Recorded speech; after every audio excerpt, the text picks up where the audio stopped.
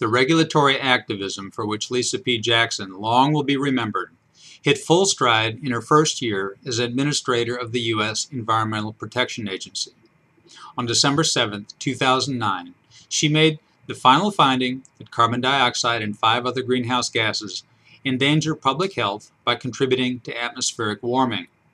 The Supreme Court had ruled in April 2007 that the GHGs represent pollutants under the statute, but left to EPA the determination that they posed threats to public health warranting regulation under the Clean Air Act.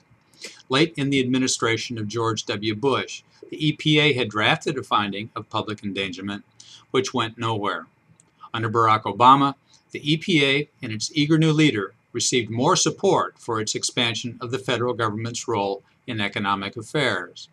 Now, therefore, CO2, methane, nitrous oxide, hydrofluorocarbons, perfluorocarbons, and sulfur hexafluoride are officially pollutants, and emitters of them are regularly disparaged as polluters.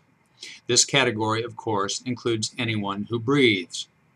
Although Jackson, who has announced her retirement in January, produced a sprawling record of regulatory aggression at EPA, the endangerment finding will prove to have been the pinnacle.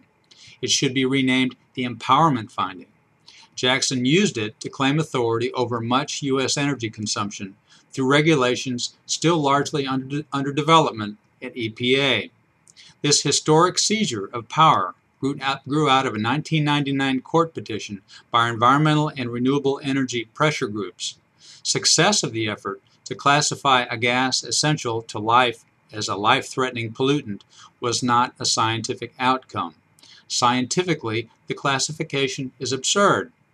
Success of the effort was a demonstration that courts can be convinced of anything and that environmental and renewable energy groups employ clever lawyers. It was a triumph not of scientific insight, but of political and legal activism. Environmental regulation increasingly works this way.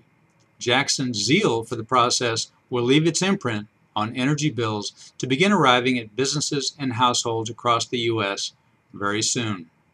I'm Bob Tippie, editor of Oil and Gas Journal, and that's the editor's perspective that first appeared in text at www.ogj.com on December 28, 2012.